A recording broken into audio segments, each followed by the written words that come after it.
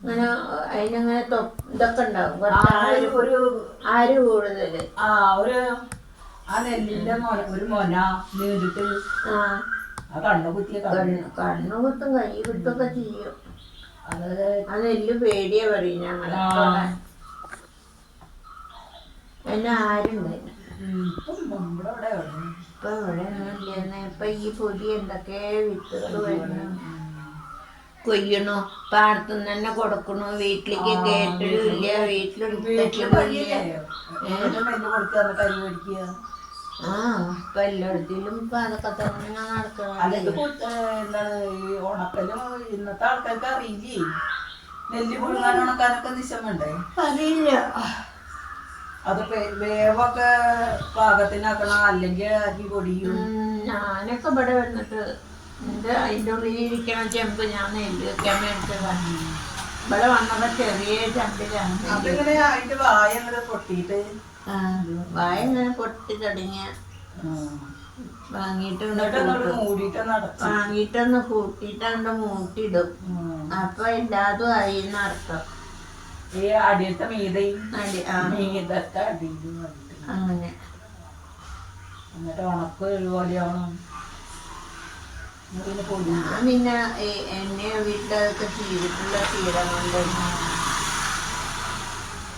ഇവിടെ വന്നപ്പോഴും ചക്കിയുടെ ഒക്കെ കൂടെ ഞാനൊപ്പം കൂടിയായിരുന്നു വെക്കാനൊക്കെ. നനച്ചിട്ട് തന്നാ മതി പറയും.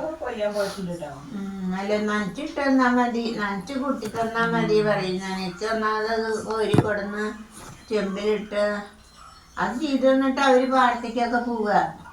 അവര് വരുമ്പോഴേക്കും ഞാൻ അതിന് കത്തിക്കുകയും ചെയ്യും, വീട്ടിൻ്റെ ഉള്ളിലത്തെ പണിയും ചെയ്യും. എന്നിട്ട് കോരിയിടാ നേരം വഴുകും. എന്താ വെച്ചാൽ ഈ സമയം ആ സമയം ഒക്കെ ഒന്നാവും, കടന്ന് പെടയണം. എല്ലാവർക്കും വെക്കണം. അന്നൊക്കെ എന്താ 10 അങ്ങടെ ആവുന്നാലോ ഒരു പറഞ്ഞോളൂ. ഞാനിപ്പോ 10-ന് 10 പറ മുതലാളിക്കിട്ട ഒരു പറയണ ഭിത്തിക്ക് കിട്ടുക. എന്നിട്ട് അന്ന് ഞാൻ പറയും, അയ്യോ അത് നഷ്ടല്ലേ കോതേ എന്നൊക്കെ പറയൂ. അങ്ങനെയല്ലേ. പിന്നെ 8-ന് ഒന്നാക്കി. 10 കഴിഞ്ഞിട്ട് 8-ന് ഒന്നാക്കി. 8 പറ അങ്ങോട്ട് ഇട്ട ഒരു പറ അങ്ങോട്ട്. പിന്നെ ഏറ്റവും സംഭവല്ലേ ഏറ്റവും മാരല്ലോ രണ്ടെണ്ണങ്ങാടിയൊക്കെ ഉണ്ടാവും. എന്റെ വീട്ടിലൊക്കെ അങ്ങനെ വക്കോല് തല്ലും. വക്കോല് തല്ലിയിട്ട് നെല്ലൊക്കെ വെച്ച് അതിന്റെ കല്ലറ പതിര് എന്നൊക്കെ പറഞ്ഞിട്ട് ഇങ്ങനെ ഓരോരുത്തര് കൂട്ടിയിട്ടുണ്ടാവില്ല. അപ്പൊ എനിക്ക് എന്റെ അമ്മ പറയണേ, എന്തിനാ അപ്പൊ ഇതൊക്കെ അങ്ങനെ വേറെ കൂട്ടിയേക്കണേ, നെല്ലെന്നെ അങ്ങോട്ടും ഇങ്ങോട്ടും മാറ്റി കൂട്ടിയേക്കാണ്. ഇത് പതിരാ ചോദിക്കുക അമ്മ. എന്നിട്ട് പിന്നെ പൂരങ്ങളൊക്കെ പതിര് കൊണ്ടുപോയി